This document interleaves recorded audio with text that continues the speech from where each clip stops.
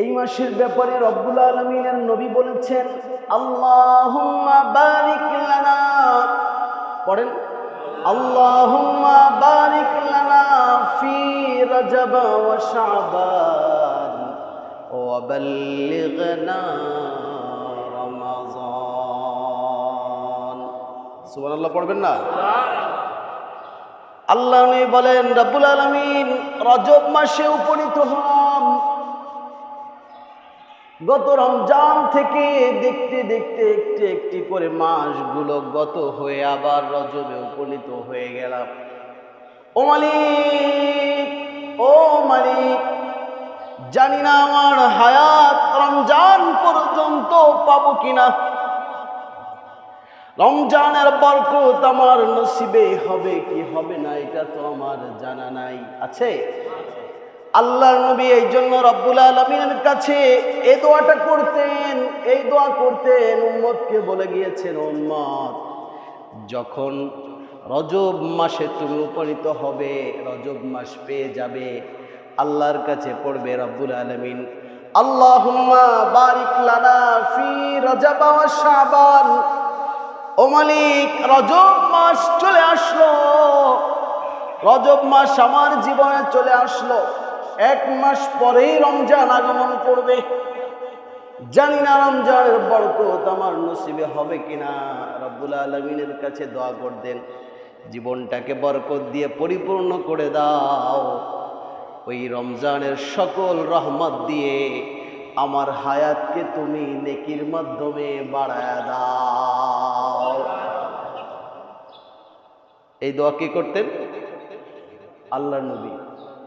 উম্মতকেও বলেছেন, উম্মত এই দোয়াটা করো, রমজান পেয়ে গেলে সব গুনাহ তুমি রমজানে ক্ষমা চাইলে মাফ করে দিবেন কে?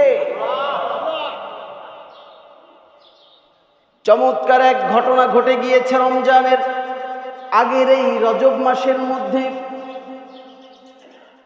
তাম পৃথিবীকে লড়িয়ে দিয়েছে, তাম পৃথিবীর যত বিধর্মী আছে, হিন্দু, খ্রিস্টান, বৌদ্ধ, নাসারা, সকলের দিমাগের মধ্যে বাড়ি দিয়েছে এই রজবের একটি ঘটনা।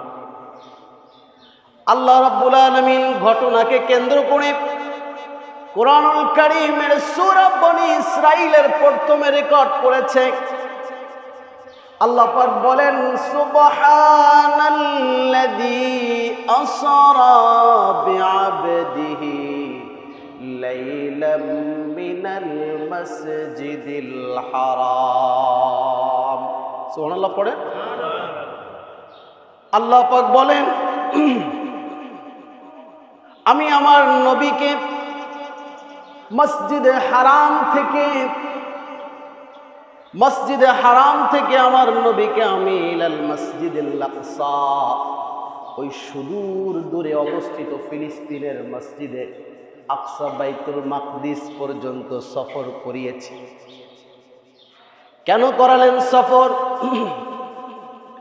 আয়াতের শেষে বলছেন রব্বুল আলামিন, লিনুরিয়াহু মিন আয়াতিনা, আমি আমার নবীকে দেখাইতে চেয়েছি, ও নবী আমার ক্ষমতা কত বড়, আমার সিস্টেম কত বড়, আমি যেই পৃথিবী সৃষ্টি করেছি, যে আসমান সৃষ্টি করেছি, এই নিদর্শনটা দেখে আমি রব্বুল আলামিন আপনাকে আমার ক্ষমতার প্রভাব দেখাইতে চাই। আল্লাহ রাব্বুল আলামিন সূরাতুল বনী ইসরাঈলের একটি আয়াত, 1 নং আয়াতের মধ্যে কথাটা বললেন। তবে আল্লাহর নবী মুহাম্মদ সাল্লাল্লাহু আলাইহি ওয়াসাল্লাম,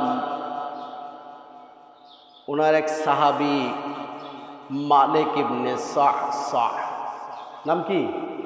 মালিক ইবনে সা'সা, বুখারী শরীফের 3608 নং হাদিসের মধ্যে পুরা মেরাজের ঘটনাটাকে রেকর্ড করেছে। পুরো মেরাজের ঘটনাটাকে চমৎকারভাবে রেকর্ড করেছে। তবে ওখানে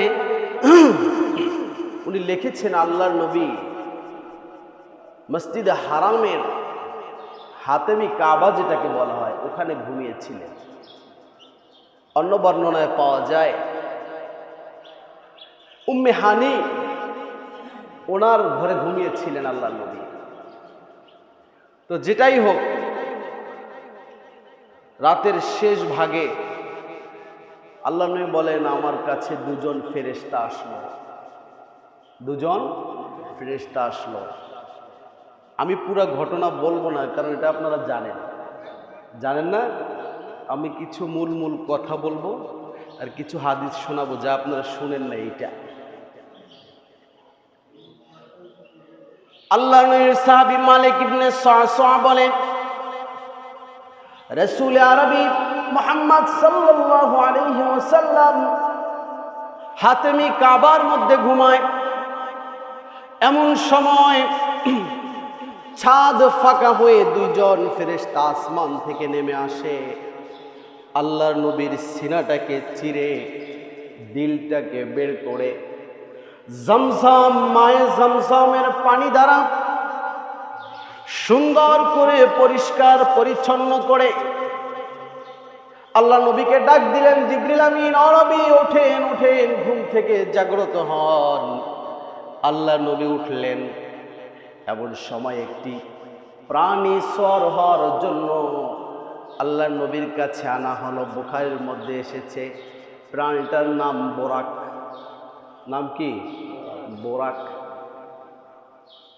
জিবরিল আমিন বোরাককে বললেন, ও বোরাক, রাসূলের সামনে উপস্থিত হয়ে যাও। কেন?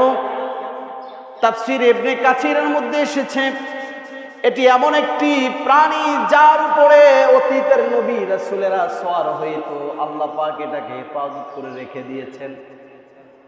আল্লাহর নবীর সামনে এসে বোরাক ছটফট শুরু করেছে, অমত পোষণ করেছে।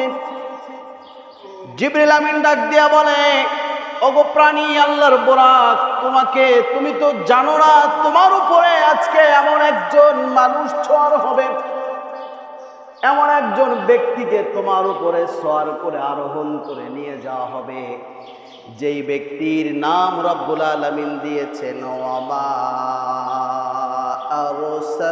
আরসালনাকা ইল্লা রাহমাতাল লিল আলামিন। সুবহানাল্লাহ পড়েন। যেই ব্যক্তিকে দুনিয়ার জন্য নয়, শুধু আখিরাতের জন্য নয়, শুধু মুসলমানের জন্য নয়, শুধু পৃথিবীর মানুষের জন্য নয়, তাম পৃথিবীর, তাম আসমানের, তাম জান্নাতের সকল প্রাণীর জন্য রহমত যিনি বানিয়ে দিলেন তিনি কে? জিবরিল আমিন বলে, ও বোরাক, তুমি বুঝো, তুমি জানো যেই ব্যক্তিকে তোমার উপরে আজকে সওয়ার করে নিয়ে যাওয়ার জন্য রব্বুল আলামিন আদেশ করেছেন, ইনি হচ্ছেন আখিরি জামানার নবী মুহাম্মদ সাল্লাল্লাহু, যাকে শুধু মুসলমান ভালোবাসে না, যাকে শুধু ইহুদি ভালোবাসে না, তাম পৃথিবীর সকল প্রাণী যাকে ভালোবাসে। আসমানের তারকাতার কথা শুনে, চন্দ্র তার কথা শুনে, তার রিকোয়েস্টে রব্বুল আলামিন সূর্যকে বলে, ও সূর্য থেমে যাও, একটু পরে অস্ত্র যাও। জমিন তার কথা শুনে, অবলা প্রাণীগুলো তার কথা শুনে, কথা বলার পরে বোরাক দেখা গেল ঘর্মাক্ত হয়ে গেল।